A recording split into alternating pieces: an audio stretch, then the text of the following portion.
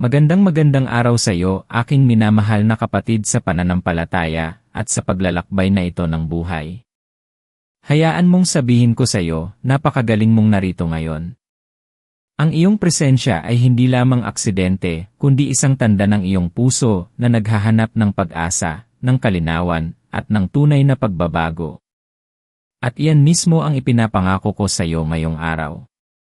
Sa mga susunod na minuto, hindi lang tayo maglalakbay sa isang sinaunang kwento, kundi babasagin din natin ang mga hadlang na bumubuo sa iyong sariling laut merah na ngayon ay nakaharap sa iyo. Simulan natin sa isang tanong na nagpapalito sa sangkatauhan sa loob ng libu-libong taon. Posible ba ang mga himala sa isang mundo na pinamumunuan ng teknolohiya at lohika? Posible ba na mayroong isang bagay na lampas sa ating pangunawa na kayang basagin ang mga batas ng kalikasan, o kahit na higit pa, ang mga batas ng ating pagdududa? Isipin mo ito, isang malaking hadlang, isang karagatan ng kawalan ng katiyakan. Nasa likod mo ang mga humahabol sa iyo, at sa harap mo ang isang napakalaking tubig na walang katapusan. Sa gitna ng sitwasyong iyon, ano ang gagawin mo? Hayaan mong sabihin ko sa iyo na ang bawat isa sa atin ay naharap na sa ganitong uri ng laut merah sa ating buhay. Isang problema sa pinansyal na tila walang solusyon, isang sakit na hindi kayang lunasan ng medisina, isang relasyon na tila nasira na ng tuluyan, o isang pangarap na tila hindi na kailanman matutupad. At kung nararamdaman mo ang bigat ng ganitong uri ng sitwasyon ngayon, kung mayroong isang karagatan ng problema na nakaharang sa iyo, alam kong naiintindihan kita. Hindi ka nag-iisa. Ang daming tao ang nakakaranas ng ganitong pakiramdam ng kawalan ng pag-asa, ng pagkalito, ng pagsuko. Kaya't ang misyon natin ngayon, ang paglalakbay na ito, ay para ipakita sa iyo na mayroong paraan. Mayroong pag-asa. Mayroong kapangyarihan na mas higit sa anumang hamon na iyong kinakaharap. At hindi lang iyan, makikita mo kung paano ang mga sinaunang himala at ang modernong teknolohiya ay maaaring magkasama para buksan ang iyong sariling laut merah. Kaya kung handa ka ng maglakbay, kung handa ka ng lumampas sa iyong mga limitasyon, manatili ka sa akin, dahil ang mga susunod na minuto ay magpapabago ng iyong pananaw ng tuluyan. Alam mo, ang kwento ng paghahati ng laut merah ay isa sa pinakamatandang at pinakakilalang kwento ng himala sa kasaysayan. Nagsimula ito sa mga Israelita na lumalayas mula sa pagkaalipin sa Ehipto. Ang kanilang paglalakbay ay napuno ng pag-asa at kalayaan, pero mabilis itong nauwi sa matinding takot nang makita nila ang hukbo ng Ehipto na humahabol sa kanila sa likuran, at sa harapan nila ang isang malaking karagatan, ang Red Sea. Wala silang malabasan. Nasa isang sitwasyon sila na tila imposibleng takasan. Ganito rin ba ang nararamdaman mo minsan? Nasa isang sulok ka na, walang makitang daan palabas, ang mga problema mo ay tila isang malaking pader na hindi kayang lusutan. Marami sa atin ang nagtatanong, kung totoo ang Diyos, bakit nangyayari ito sa akin? Bakit niya ako hinayaan sa ganitong sitwasyon? At ito ang isang malaking sikreto, isang malalim na katotohanan na gustong kong ibahagi sa iyo. Minsan, inilalagay tayo ng buhay sa mga sitwasyong imposibleng lusutan gamit ang sarili nating lakas at karunungan, upang matuto tayong tumingin sa isang kapangyarihan na mas dakila kaysa sa atin. Upang matuto tayong sumuko at magtiwala. Ngayon, balikan natin ang kwento ng laut merah. Ang mga Israelita ay nataranta. Sila ay nagreklamo kay Moises. At si Moises, bilang kanilang leader, ay humarap sa Diyos. Ano ang sabi ng Diyos kay Moises? Bakit ka sumisigaw sa akin? Sabihin mo sa mga Israelita na magpatuloy. At pagkatapos, ituro mo ang iyong tungkod sa dagat. Hindi sinabi ng Diyos, hayaan mo, hahatiin ko ang dagat para sa iyo. Sinabi niya, magpatuloy kayo. At pagkatapos, sinabi niya kay Moises na gawin ang isang bagay na tila walang saysay sa mata ng tao, ituro ang tungkod. Ito ang unang mahalagang aral na gustong kong itatak mo sa iyong puso ngayon. Ang himala ay madalas na nangyayari kapag tayo ay gumagawa ng isang hakbang ng pananampalataya, kahit na ito ay tila maliit o walang kahulugan. At dito papasok ang teknolohiya sa usapan natin. Ano ang teknolohiya? Ito ay ang paglalapat ng kaalaman para malutas ang isang problema. Sa konteksto ng kwento, ang teknolohiya ng mga Israelita ay ang kanilang simpleng pagsunod, ang pagtawid sa lupain na ibinigay sa kanila, ang kanilang mga paa na humakbang kahit na ang pagdududa ay pumupuno sa kanilang mga isip. Sa modernong panahon, ang ating teknolohiya ay maaaring ang ating kaalaman, ang ating mga kasanayan, ang ating kakayahang mag-isip ng mga solusyon, ang ating pagtitiyaga sa paghahanap ng mga paraan. May mga siyentipiko na nagsisikap ipaliwanag ang paghahati ng laut merah sa pamamagitan ng natural na fenomena, tulad ng wind setdown, kung saan ang malakas na hangin ay nagtutulak ng tubig pabalik para pansamantalang ilantad ang sea. At iyan ay isang kamangha-manghang paliwanag mula sa pananaw ng agham. Pero ito ang punto, kahit na mayroong natural na paliwanag, hindi nito binabawasan ang himala. Bakit? Dahil ang timing. Ang timing ng napakalakas na hangin na yon, sa eksaktong sandali na kailangan ng mga Israelita, sa eksaktong lugar na yon, at ang pagtigil ng hangin sa eksaktong sandali na nakatawid sila, at kailangan itong bumalik para pigilan ang mga Ehipsyo, iyon ang hindi kayang ipaliwanag ng purong teknolohiya o lohika. Iyon ang fingerprint ng Diyos. Ito ang dahilan kung bakit hindi ito teknolohiya laban sa himala, kundi teknolohiya at himala na magkasama. Ang Diyos ay gumagamit ng mga natural na batas, ng mga natural na paraan, upang isakatuparan ang kanyang kalooban. Minsan, ang iyong teknolohiya, o ang iyong kakayahan, ang iyong pagsusumikap, ang iyong paghahanap ng solusyon, ay ang mismong instrumento na ginagamit ng Diyos para buksan ang iyong laut merah. Huwag mong maliitin ang iyong sariling kakayahan na mag-isip, na magplano, na magtrabaho, dahil iyan ay mga kaloob din mula sa Kanya. Pero ang pinakamahalaga sa lahat, ang kakayahan nating magtiwala. Ang kakayahan nating maniwala sa isang bagay na hindi pa natin nakikita, sa isang solusyon na hindi pa natin nahahawakan. Ito ang tunay na puwersa na naghihiwalay sa mga karagatan ng pagdududa. Dehins ka ba naniniwala? Mayroong isang kaibigan ko, tawagin natin siyang Mang Tonyo. Si Mang Tonyo ay isang maliit na magsasaka na nahaharap sa napakalaking utang. Ang kanyang lupa ay nanganganib na mawala. Sa pananaw niya, isang laut merah ang nakaharap sa kanya. Sinubukan niya ang lahat, umutang sa iba, nagbenta ng ilang gamit, pero kulang pa rin. Sa isang puntong, halos sumuko na siya. Pero isang gabi, habang nagdarasal, bigla siyang nakaramdam ng isang kakaibang kapayapaan. Bigla niyang naalala ang isang lumang libro tungkol sa modernong pagsasaka na nakita niya sa basura dati. Ito ay isang uri ng teknolohiya, kaalaman na matagal na niyang hindi pinansin. Kinaumagahan, binasa niya ang libro, at natuklasan niya ang isang bagong paraan ng pagtatanim na mas efficient at mas matipid. Sinubukan niya ito. Maraming nagduda sa kanya, pero nagpatuloy siya. Hindi niya alam kung saan siya kukuha ng puhunan para sa bagong paraan, pero nag-apply siya sa isang maliit na kooperatiba para sa microloan. Sa unang pagkakataon, naaprubahan siya. Ang daming tao ang sumubok at nabigo, pero sa kanya, umayon ang lahat. At sa susunod na ani, ang kanyang ani ay hindi lang double kundi triple. Nakabayad siya sa kanyang utang at nakapagtabi pa ng pang-edukasyon para sa kanyang mga anak. Para sa kanya, ang ilaut merah na utang at kawalan ng pag-asa ay nahati.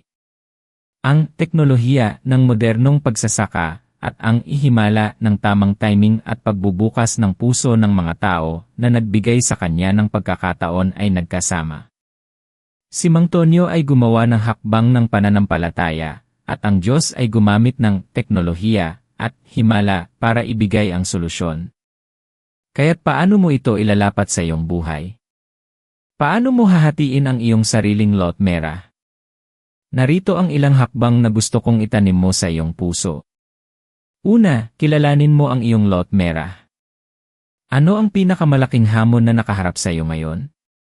Ano ang karagatan na humaharang sa iyong pag-unlad? Pangalanan mo ito.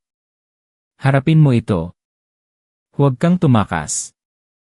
Dahil hindi mo kayang basagin ang isang bagay na hindi mo kayang kilalanin. Pangalawa, huwag kang sumuko sa pagdududa. Alam kong napakadali ang magduda, lalo na kapag ang lahat ng bagay ay tila laban sa iyo. Pero tandaan mo ang mga Israelita. Sila ay nasa isang sitwasyon na mukhang wala ng pag-asa, pero may nagawa pa rin sila, nagpatuloy sila. Kaya't ikaw rin, patuloy kang lumakad. Kahit na maliit na hakbang. Ang bawat maliit na hakbang ay may kapangyarihan. Pangatlo, gamitin mo ang iyong teknolohiya. Ano ang iyong mga kaloob? Ano ang iyong kaalaman? Ano ang iyong mga kasanayan? Anong libro ang matagal mo nang gustong basahin na makakatulong sa problema mo? Anong kurso ang matagal mo nang gustong kunin? Anong tao ang matagal mo nang gustong kausapin para humingi ng payo? Ang mga ito ay ang iyong tungkod na itinuturo mo sa dagat. Ito ang mga tool na ibinigay sa iyo ng Diyos para maging bahagi ng solusyon. Hindi ka ipinanganak na walang kakayahan. Hindi ka binyayaan ng walang hangganan. Mayroon kang mahalagang papel na gagampanan sa iyong sariling himala. Ika-4, magdasal. Humingi ka ng gabay sa Diyos. Ipahayag mo ang iyong mga takot, ang iyong mga pagdududa, ang iyong mga pagnanais. Tandaan mo, sinabi ng Diyos kay Moises, bakit ka sumisigaw sa akin? Sabihin mo sa mga Israelita na magpatuloy. Pero alam kong ang pagdarasal ni Moises ay nagtulak sa kanya na magtanong, at ang pagtatanong ay nagbigay ng direktiba. Ang panalangin ay hindi lamang paghingi kundi pakikipag-ugnayan sa pinakamakapangyarihang pinagmulan ng lahat ng solusyon. Jeremias 20:11 ay nagsasabi, sapagkat nalalaman ko ang mga panukalang nasa isip ko tungkol sa inyo, sabi ng Panginoon, mga panukala sa kapayapaan at hindi sa kasamaan, upang bigyan kayo ng pag-asa at kinabukasan. Iyan ang pag-asa na kayang hatiin ang anumang laut merah. At sa wakas, magtiwala. Magtiwala ka na ang Diyos ay mas higit sa iyong problema. Magtiwala ka na may plano siya para sa iyo. Magtiwala ka na hindi ka niya iiwan. Ang pananampalataya ay ang pagiging sigurado sa mga bagay na inaasahan, ang paniniwala sa mga bagay na hindi nakikita. Kapag ikaw ay nagtitiwala, binubuksan mo ang iyong sarili sa mga posibilidad na lampas sa iyong pangunawa. Sa kalagitnaan ng ating paglalakbay, gusto kong maglaan ka ng isang sandali. Mi cuéntanos comentarios de on vos est asistindo, si esa mensagem est fazendo sentido para o seu coração. Malaking tulong ito para mas maintindihan ko ang ating pamilya dito at makagawa pa ng mas marami pang nakakapagpabagong nilalaman. Ang bawat komento, ang bawat like, ay isang hakbang sa paghahati ng sarili nating laut merah ng pagkalito at pag-iisa. Ang bawat isa sa atin ay mayroong kakayahang maging isang instrument ng himala. Hindi mo kailangang maging si Moises para mahati ang iyong sariling dagat. Kailangan mo lamang ang pananampalataya na magpatuloy, at ang pananampalataya na gamitin ang mga kaloob na ibinigay sa iyo. Maraming beses na nakikita natin ang mga problema bilang mga pader, pero ang totoo, ang mga ito ay mga portal. Mga pagkakataon para sa isang bagong yugto ng iyong buhay. Isipin mo ito, ang mga Israelita ay hindi lang basta tumawid sa Laut Merah. Sila ay tumawid sa tuyong lupa. Ang dating karagatan ay naging isang daanan. Ang dating hadlang ay naging solusyon. At iyan ang kapangyarihan ng himala. Iyan ang kapangyarihan ng Diyos na kumikilos sa iyong buhay. Ang iyong pinakamalaking hadlang ay maaaring maging iyong pinakamalaking pagkakataon para sa isang milagro.